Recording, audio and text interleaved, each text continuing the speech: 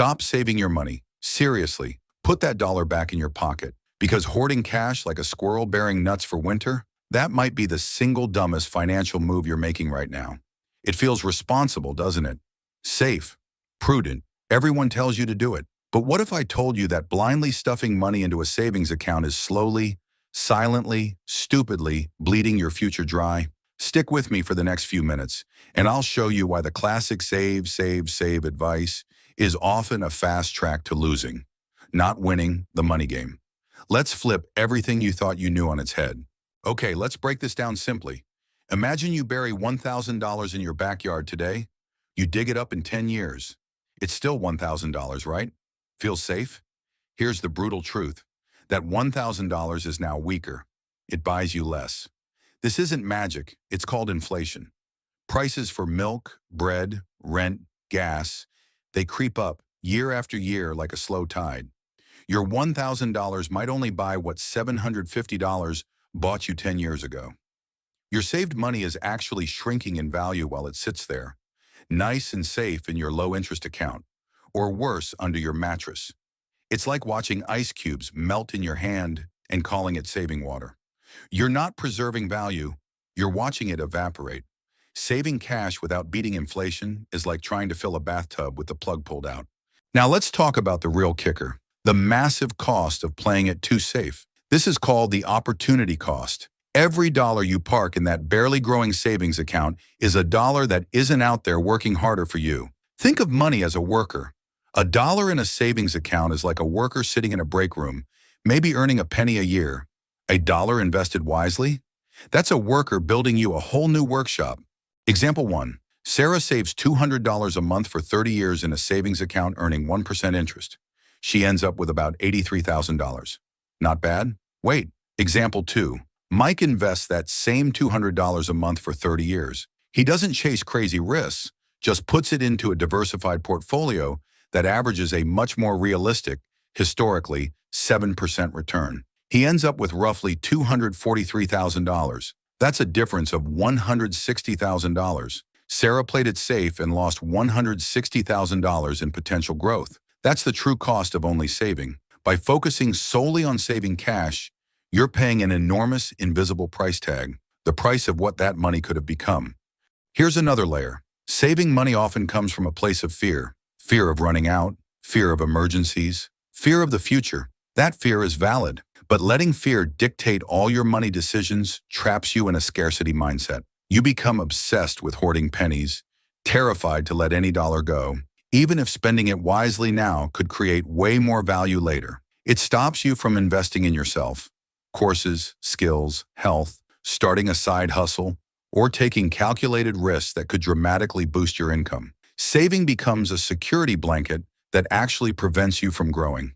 You're so focused on protecting the little pile you have, you never build a bigger mountain. True security doesn't come from a pile of slowly rotting cash. It comes from the ability to create more value. Hold on.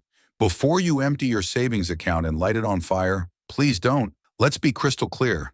I'm not saying having no cash is smart. That's just reckless.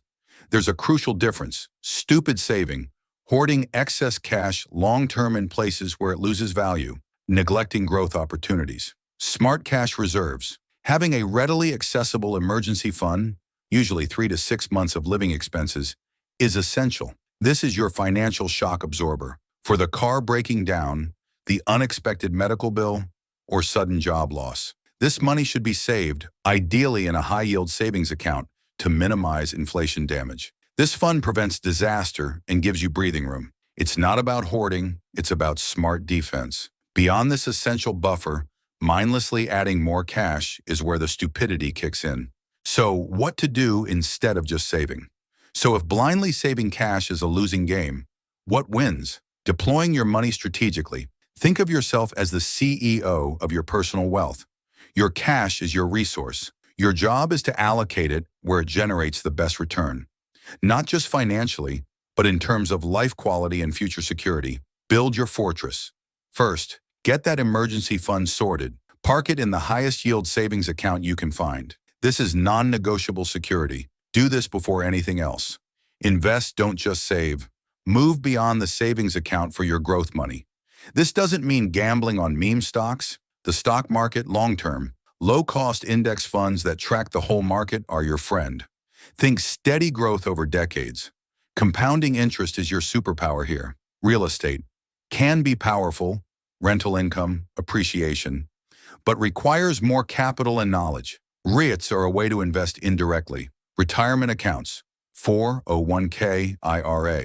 Use these. Tax advantages turbocharge your growth. Invest in you. This is often the highest return investment. Use money to learn high-value skills, coding, marketing, trades, advanced certifications. Skills increase your earning potential dramatically. Improve your health, gym memberships, healthy food, preventative care. A healthy you is a more productive, happier you. Start a side hustle wash your business. Seed money for tools, inventory, or marketing can launch an income stream that dwarfs savings interest. Spend wisely on experiences and assets.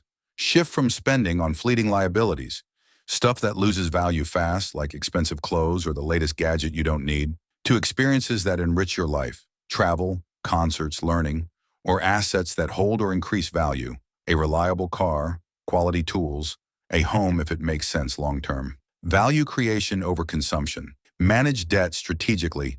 High-interest debt, like credit cards, is an emergency. Attack it aggressively. It destroys wealth faster than low-interest savings grow it. Low-interest debt, like some mortgages or student loans, might be manageable while you focus on higher return investments. So is saving money always stupid? No. Having that essential emergency buffer is brilliant. But the mindset of hoarding cash as your primary long-term wealth strategy, that's financial self-sabotage. It's letting fear and inertia win. Your money needs a job. Its job isn't just to sit there looking pretty and slowly fading. Its job is to grow, to build, to create security through expansion, not just through hoarding. Stop treating your dollars like museum pieces to be preserved under glass. Start treating them like seeds. Some seeds you keep safe for immediate needs, your emergency fund. But the rest, you plant them, you invest them, in the markets, in assets, and most importantly, in yourself. You nurture them, you give them time and the right environment. That's how you grow a forest, not just protect a single, lonely, shrinking tree. Don't be stupid with your future. Be strategic. Build your fortress, then plant your seeds. That's how you build real lasting wealth that doesn't melt away like ice in the heat of inflation. The world rewards action, not just accumulation. Go build something now. If you're done playing it safe and ready to actually build, not just preserve, hit that like button. Drop a comment and tell me, what's one smart move you're going to make this week with your money? And hey, if you're into brutally honest money talk that doesn't sugarcoat reality, hit subscribe. This channel isn't here to coddle you. It's here to wake you up.